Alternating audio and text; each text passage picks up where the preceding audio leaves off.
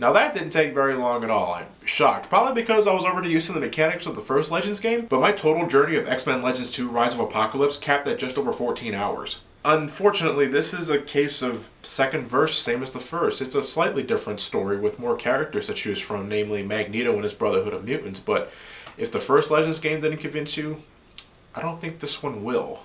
At the very end of Legends 1, we got a glimpse of things to come in the form of Apocalypse, an ancient being that's believed to be one of the first mutants to ever live on the planet. I'm sure he's not, but let's go with it. He's like a social Darwinist to the extreme, believing survival of the fittest is the only way to go about things, and wants to both prune the planet of weak organisms and rule over the strong. Nowadays, I know Apocalypse was always considered one of the biggest threats of the X-Men. However, if, say, 15 years ago you were to ask me about what I knew about the man, I would probably say he was the guy I kicked the shit out of at the end of X-Men vs. Street Fighter. Man, I love that game. But perhaps it's a blessing that I didn't know much of Apocalypse's origins, motives, or philosophies besides the bare essentials, because for X-Men Legends 2, they didn't really seem that interested in telling me more than that, or why I should care about why this villain is the way he is. Backstory for the guy amounts to like 1 or 2 paragraphs from this person or the next, usually saying the same thing, and these scrolls you can read at the very last area of the game. He's also almost a complete non-entity. You spend nearly the entire adventure fighting his minions. It's kind of like 5 different Monster of the Week formulas strung together for one giant Monster of the Week brouhaha. So maybe it's not important. Maybe the only thing I should worry about is that Apocalypse is a douchebag. Okay then, but that's something I learned in the first few minutes of the game. What else does Legends 2 have in store for me for the other 13 hours?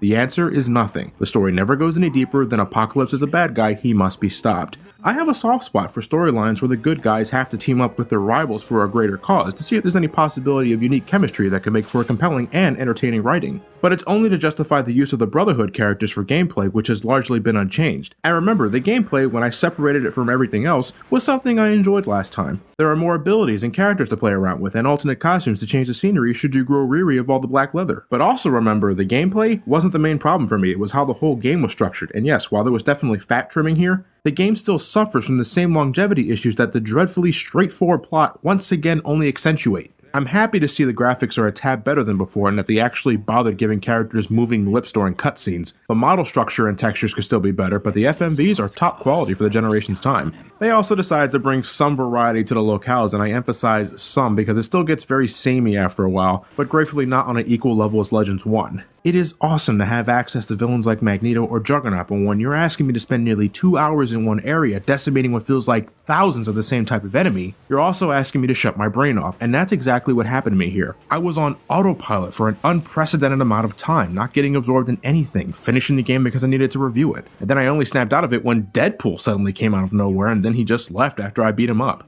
After that, I went right back into autopilot until I reached the end of the game and slaughtered Apocalypse. I saved the day, Charles and Magneto go their separate ways, and things are back to the way they were, almost as if the story never happened to start with. Well, alright then. It goes without saying that if you enjoy the concept of repeatedly pummeling enemies with your favorite X-Men and care about nothing else, and I truly mean nothing else, you can enjoy some qualities of the X-Men Legends series. You know, if this was sold to me more like a X-Men Dynasty Warriors, I'm sure I wouldn't be so disappointed as I am now. I have a different set of expectations when you're selling something to me in a stated genre, and when action RPGs are on the subject, I stress again there needs to be more than this. Why should I play this over something like Kingdom Hearts or Brave Friends of Musashi? Is it Deadpool? Yeah, that's fine, but certainly not enough to tell people to go head over heels for the Legends games. From a general stance, I can't really give these two any high praise. I feel there are action RPGs out there with not only more involved game mechanics and different things to do, but also much better and interesting stories, which are just as important to me. But these are only 2 of what I can only imagine countless X-Men games out there. I've just yet to either experience them in some sort of fashion or just straight out play them. Well, besides these 2 and the arcade game. I think a long time ago I may have experienced one on the Genesis, but because that was so long, I don't even remember its name. Actually, I think it was just titled X-Men.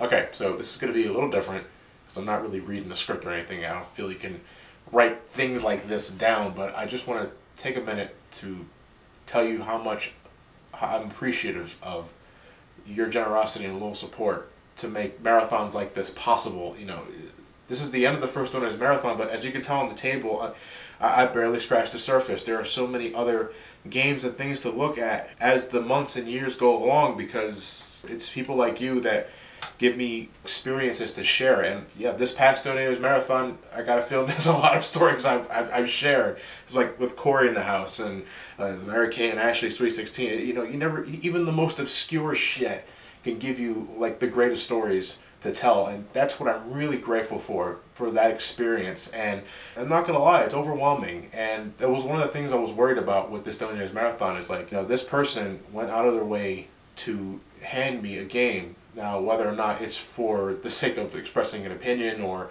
telling people if it's good or getting a laugh. Like I said in the beginning of the Corey in the House video, you're worried about is that what the person wanted to hear, but that's just how I am. I get like that, even though my motto is, I tell it as I see it. I try not to sugarcoat anything. I try my damnedest not to have a bias. But I'm looking very much forward to the second Donator's Marathon when I get to that. I don't know when that will be.